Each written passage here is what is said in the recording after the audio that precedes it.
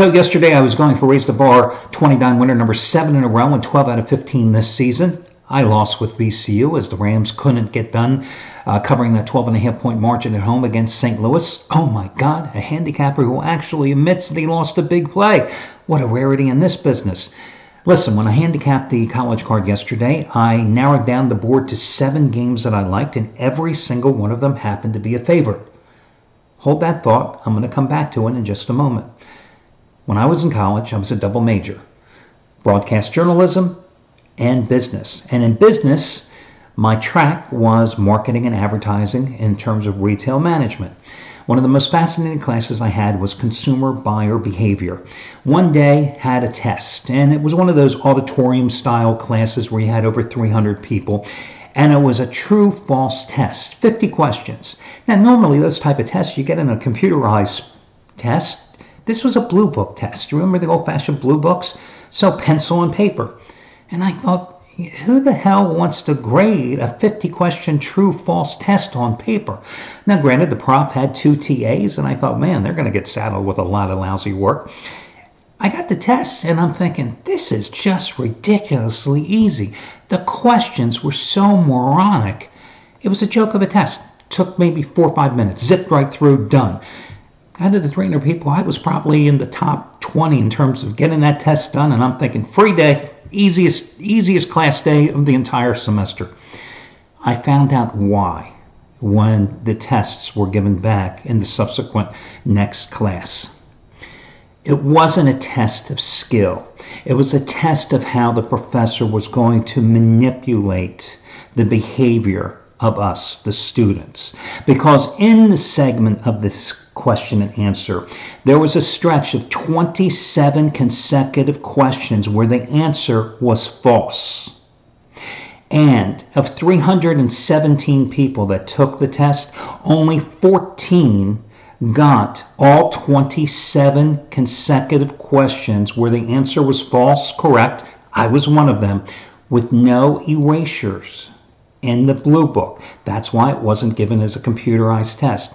He wanted to see if he could plant a seed of self-doubt in those of us taking the test, that you couldn't possibly have a true-false test with 27 consecutive answers that were false. And again, 317 took it, 14 of us, me included, went through and acknowledged the fact that yes, you could have 27 consecutive answers that were false. When I handicap a card and I go down, and in yesterday's example, I see that I have 7 favorites, I don't sit there and go, oh my God, there's something wrong. I must find an underdog there. There couldn't possibly be 7 favorites on this board, then I like them all. You never can let self-doubt creep into your handicapping. Did I lose yesterday with VCU? Damn right. Was my second favorite play on the board in one of the games I gave you as a free pick yesterday, San Diego State minus 12 at Air Force, and did the Aztecs win by 15 and cover? Yeah. Could I have used San Diego State as my best bet yesterday? I could have. But the fact is, they were my second favorite play. Am I going to sit here today and say, damn, I keyed the wrong game. Damn, I should have used the Aztecs? No. Because I don't play the what-if game. I don't second-guess myself. Just like I didn't second-guess myself when I had the 7 favorites yesterday, and one of them could have been a dog, and that would have been the play. Never let self-doubt creep into your handicapping, because that's when you're going to handicap yourself. Just a little story. I always use that example back in that consumer buyer behavior, that true-false question test, when I handicap a card. And I always use that little reminder never to bet against myself. Listen, today I find it to be a very difficult card. I mean, I was hard-pressed to find one game that I like, let alone 2. So let's talk about here some of the possibilities in terms of complementary plays. I was looking at Rutgers tonight, minus the 11 against Northwestern, and I can give you plenty of reasons to go against Northwestern because, listen, going against Big Ten road teams has been a great way to go here today. And you've got a Northwestern team that has lost 6 straight and 11-12. They're 0. You gotta love when your phone goes off in the middle of a video report. A Northwestern team that's 0-5 on the conference road, losing by 14 at Purdue, Minnesota by 9, Indiana by 4, Illinois by 4, Michigan State by 24 in its most recent road game. But Northwestern's coming off a 61-58 home loss to Purdue in its last game on February 1st, so it's had some time to prep for this game. Rutgers is coming off consecutive road losses to Michigan by 6 and Maryland by 5. But the Scarlet Knights are 15-0 at the RAC, 6-0 at home in conference play, beating Wisconsin by 7, Penn State by 11, Indiana by 9, Minnesota by 8, Nebraska by 3, and Purdue by 7. However, their leading scorer, Ron Harper Jr., who's averaging a little over 11 points a game, has scored a total of 21 points in the last 4 games. One of their key players, Jacob Young, who averages a little over 8 points a game, has been suspended indefinitely after being arrested for DWI earlier this week.